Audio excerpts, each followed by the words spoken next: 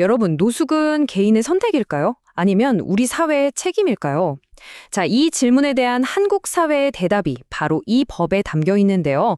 오늘은 11구 복지인권연구소 이대영 소장님의 인사이트를 바탕으로 이 노숙인 복지법에 대해 아주 쉽고 또 명쾌하게 한번 짚어보겠습니다. 이게 어떻게 인간의 존엄성을 지키는 틀이 되었는지 말이죠. 자, 오늘 우리가 살펴볼 내용은요. 먼저 이 법이 왜 만들어졌는지 그 배경부터 시작해서요. 그리고 법이 구체적으로 뭘 담고 있는지, 또 주거에서 자립까지 어떤 지원을 해주는지 알아볼 겁니다. 마지막으로 이런 약속들이 잘 지켜지고 있는지, 그리고 현실적인 과제는 없는지까지 쭉 한번 훑어보겠습니다. 자, 그럼 첫 번째 이야기, 위기에서 권리로. 모든 법에는 사실 그 탄생 배경, 그러니까 스토리가 있거든요. 이 법은 대체 왜, 어떻게 만들어지게 된 걸까요? 그 시작점으로 한번 같이 가보시죠. 네, 바로 이 한 문장. 노숙은 개인의 선택이 아닌 사회적 배제의 결과다. 이 생각의 전환이 정말 모든 걸 바꿨다고 할 수 있습니다. 그러니까 저건 저 사람 개인의 실패야 라는 꼬리표를 딱 떼고 아니 이건 사회구조의 문제구나 이렇게 보기 시작한 거죠. 이게 바로 노숙인 복지법의 핵심, 그 심장이라고 할 수 있겠습니다. 보시는 것처럼 이 법의 시작은 IMF 외환위기, 정말 국가적인 재난이었죠. 그때부터입니다.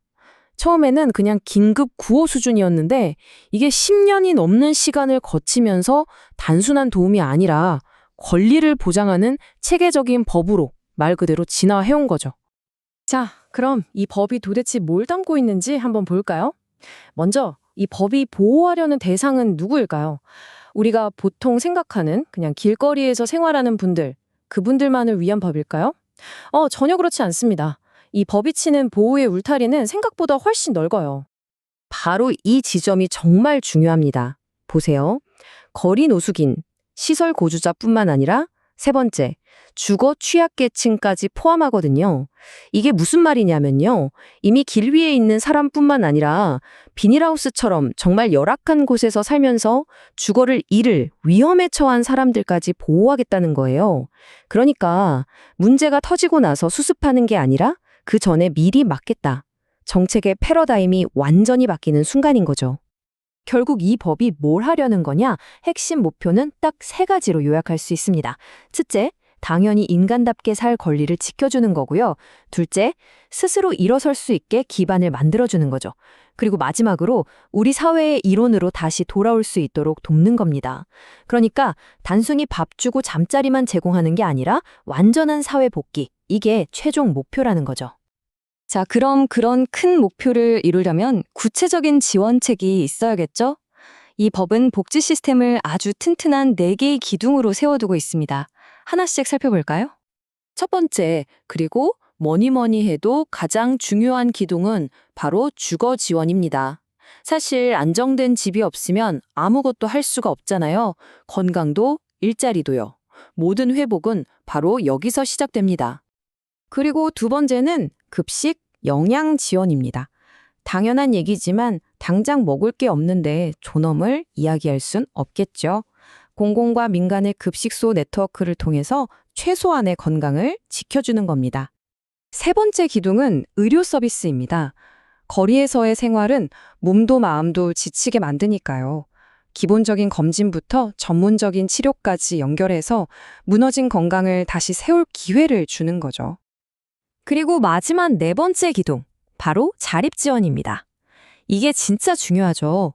단순히 도움만 받는 존재가 아니라 직업 훈련도 받고 일자리도 구해서 스스로의 힘으로 살아갈 수 있게 하는 것. 이게 이 법이 진짜로 원하는 최종 그림인 겁니다. 자, 이렇게 좋은 약속들이 많은데 법이라는 게 사실 그냥 종이 위에만 있으면 아무 소용이 없잖아요. 그럼 이 시스템이 제대로 돌아가도록 책임지는 주체는 누구일까로 한번 들여다보죠. 이 책임 구조가 아주 체계적입니다. 보시면 중앙정부가 큰 그림, 그러니까 5개년 종합계획을 짜고요. 그럼 각 지방정부는 이걸 바탕으로 매년 구체적인 실행계획을 세워서 움직이는 겁니다. 민간 단체와도 협력해야 하고요. 그리고 이 모든 과정과 결과는 국회에 보고해서 투명성까지 확보하는 거죠. 아주 촘촘하게 짜여 있죠.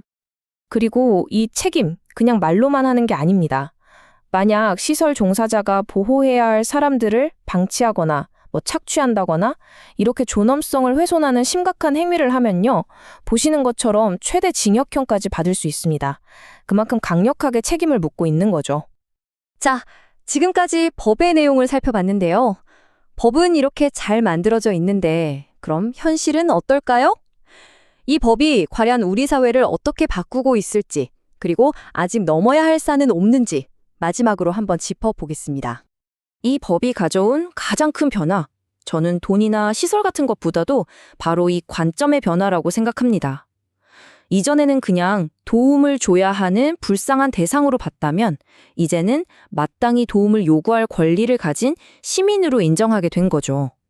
이 인식의 전환이야말로 정말 가장 큰 성과가 아닐까요? 하지만 법이 있다고 모든 게 해결되는 건 아니죠. 우리 사회가 이들을 얼마나 포용할 준비가 되어 있느냐?